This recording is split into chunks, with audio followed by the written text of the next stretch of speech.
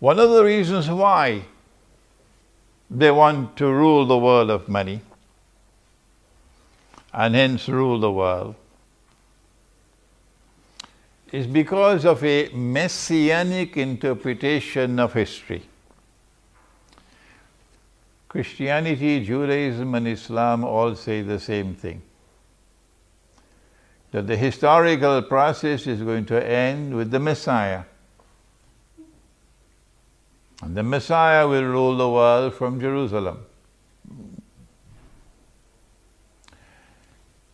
But before the Messiah rules the world from Jerusalem, there is one who will seek to impersonate the Messiah. He's known as the Antichrist. In Islam, he's known as Dajjal. I'm writing a book on Dajjal now, but some of you don't want me to finish this book. So many emails. So I have to keep on replying. I regret I cannot respond while I'm writing my book. In order for him to successfully impersonate the Messiah, he has to rule the world. He has to rule the world. And he has to rule the world from Jerusalem. But the Messiah was not sent to the American people, nor was the Messiah sent to the Swiss. The Messiah was sent to the Israelite people, the Jews. And so they have to be convinced that you are the Messiah if you want to make a claim. In order for him to convince the Jews that he is the Messiah, and if you've read Jerusalem in the Quran, you'll be familiar with this eschatological analysis. Number one, he has to liberate the Holy Land for the Jews.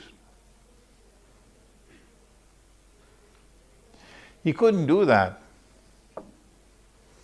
so long as the world of Islam had a caliphate. So long as the world of Islam had Darul Islam, one consolidated mass, a mighty army.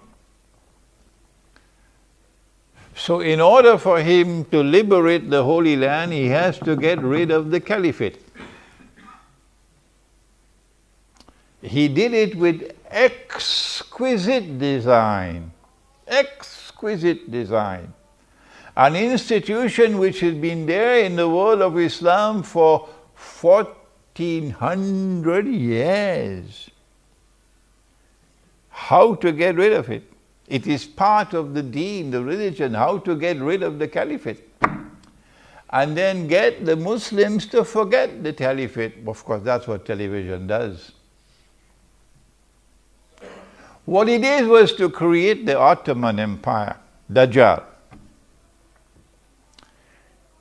If you are a supporter of the Ottoman Empire and you cannot as yet read history, I suggest you go back and study your book. The Ottoman Empire was then empowered with a power that could not be matched by its enemies. No. Where did it get that power from? And then the Ottoman Empire expanded until it took Arabia and took Mecca and Medina and then claimed the caliphate and carried it to the capital city of the Orthodox Christian world. There are many things that are strange that occurred in history. This one beats them all. To take the capital of the world of Islam and go and pack it up in the capital of the Orthodox Christian world, this one beats them all. And then when the Ottoman Empire collapsed, the caliphate collapsed with it. That was the grand design. In order for them to be able to liberate the Holy Land, they had to break up the world of Islam. And that's what happened with the First Great War. The First Great War, the First World War, from an eschatological perspective, achieved these objectives. It got rid of the Caliphate, and it broke up the world of Islam into bits and pieces at mutual war with each other, antagonism with each other, and gave it a virus called nationalism. And this virus caused them to have rivalry with each other. Exquisite planning, incidentally. Exquisite planning. The First World War, therefore, allowed them, a British army, to conquer Jerusalem. And guess who the British had fighting with them in the British army? They had Arabs. They had, today it's called Pakistan. They had many Punjabis fighting in the army. Oh yes. I mean, you have to give Jack his jacket. The British were brilliant. Brilliant in making fools of these people. And they're doing it again today now with ISIS. Not only did the First World War achieve this objective of neutralizing the world of Islam, but there is another threat to them. And that comes from another part of the Christian world which has an equal claim to Jerusalem. And that's the Orthodox Christian world. And guess what happened in the First World War? We don't have the time to go through that history tonight. But they were able to neutralize the Orthodox Christian world. That was the Bolshevik Revolution. That was communism. And that was the world's first atheist state, which waged war on the Orthodox Christian people, destroying their monasteries, destroying their churches, killing them, slaughtering them, pushing atheism down their throats. That was the Soviet Union. And so both the two possible threats to them were neutralized. The First World War. Was it 20 million Russians were killed in the First World War? Then came the Second World War. If we look at it from an eschatological perspective, Britain now has control over the Holy Land. Britain is the mandate power. And while pretending to keep the European Jews out, Britain is allowing them in. Before Israel could be born in 1948, you had to have a Second World War. So the First World War had to come to an end in such a way that there's unfinished business. And so they imposed humiliating conditions on Germany in the Treaty of Versailles, I believe it was. And so they sowed the seeds for Germany to want revenge, for a Hitler to emerge eventually, because the German people felt very, very, very much hurt over the unjust way they were being treated. When the Second World War took place, the objective of the Second World War is, number one, to allow the State of Israel to come into being. But before the State of Israel comes into being, you must have a United Nations organization and a Security Council for world government to protect Israel. World government to protect that baby who's about to be born. You need the International Monetary Fund for the financial slavery that we now have. So they had all of these things put in place at the end of the Second World War. The Second World War was also fought in order to open the door for millions of European Jews in the Soviet Union and other parts of Eastern Europe to migrate to the Holy Land to Israel. But when people are comfortable where they are living, how do you get them to leave? How do you get the French Jews to leave France and go back to Israel? They don't want to go to Israel. The Jews who are living in France today, they don't want to go. So how do you get the Jews to leave France and go back to Israel? You've got to do something. I ask those who are Jews to think. If you're a Jew, I ask you to think. I want to look forward to the day when someone will write a proper history on Hitler, to connect Hitler with the master plan of creating an environment which will force the Jews and entice the Jews, assist the Jews to leave Europe, to leave Russia, and go to the Holy Land. And then you need a government in charge, in control, and that's what they had in the Soviet Union. The Bolshevik Revolution did not take place without their involvement in it. It was Russian Jews who gave us the Bolshevik Revolution. Wall Street had a lot to do with Bolshevik Revolution. This is history. And so the Soviet Union played a sinister role in facilitating the movement, a massive movement of Russian Jews in particular, to the Holy Land.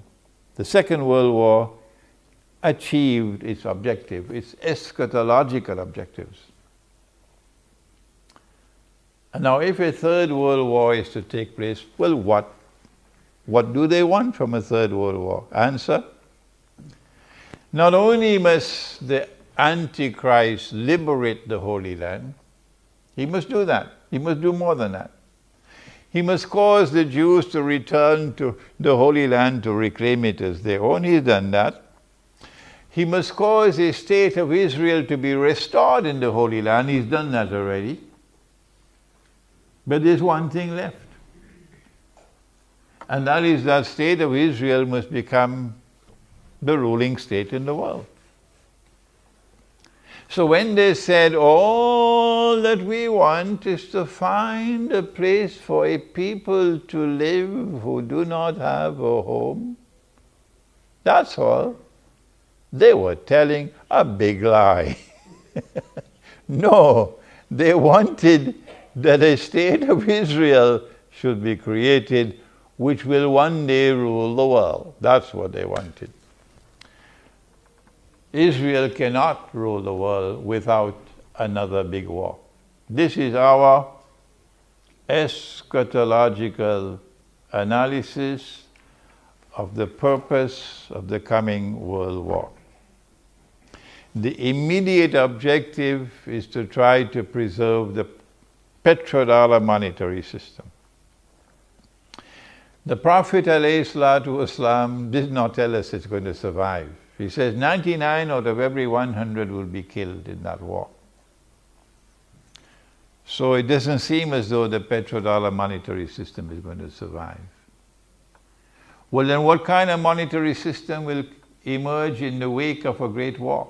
Answer: don't ask me how it will take place, because I don't know. I don't know what a post-nuclear world is going to be. People can't live in these countries anymore. Well then, a post-nuclear world appears to me, to be a world in which Israel can make a claim to be the most powerful state, and therefore the ruling state. And so the Third World War would be the war which will witness the passage from Pax Americana to Pax Judaica. Before I end, there's one more thing that the Third World War can achieve.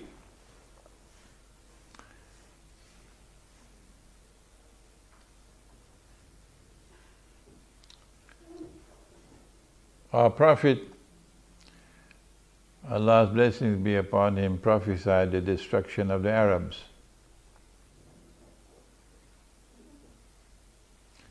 Will we be destroyed? She asked. His wife asked. He said, Na'am, yes, you will be destroyed, the Arabs. When will we be destroyed? إِذَا كَثُرَ الْخَبَثِ, when khabath prevails. When rubbish takes over. If you look at the landscape of the Arab world today, if you look at those who lead the Arabs today, and you look back at yesterday, and you see men and women of piety, men and women of integrity, men and women of whom the Arabs were proud, and you look at the vagabonds that we have today, you see this is rubbish. This is rubbish. If Ikhwan was bad, and of course, oh yes, Ikhwan al-Muslimun made so many mistakes that I wish they never rule over Egypt again. This may hurt the feelings of some people. But if you cannot read the constitutional sunnah, then you shouldn't call yourself an Islamic movement. If Ikhwan al-Muslimun was bad, what I tell you, Sisi is much worse. That may hurt the feelings of some of the supporters of the Egyptian government. And so when rubbish prevails, and that's what we have today, rubbish prevailing, the Arabs are going to be destroyed. Well, what about the other force which threatens them, Russia? What's going to be Russia's fate after the World War? I don't have the time, but Surah Al-Kahf tells me that Putin is going to checkmate them. Yes, there's going to be massive destruction of Russia, but Russia will survive. How do we know that? Because the next event which takes place after the Great War, said Prophet Muhammad, Allah's blessings be upon him, and if you're in NATO, you better listen to Muhammad alayhi salatu wasalam. If you're in Washington, you better listen to this man. He said the next event to occur after the Great War will be the conquest of Constantinople. And the conquest of Constantinople has only one military significance. It liberates the Bosphorus for the Russian Navy. And so Russia will survive the Great War. What happens after that? You read Islamic eschatology and you would know what happens after that. But before I end, they will achieve one more major victory in this coming war. In the First World War, they got rid of the Caliphate. That was a great achievement. Because the Caliphate had been in existence for 1400 years. But the Hajj has been in existence for thousands of years. The Hajj, the annual pilgrimage to Mecca, has been in existence from the time of Ibrahim alayhi salam. So thousands of years, even thousands of years before Prophet Muhammad alayhi salatu wasalam was born. But there's not going to be any Hajj after the next war. The Hajj will disappear.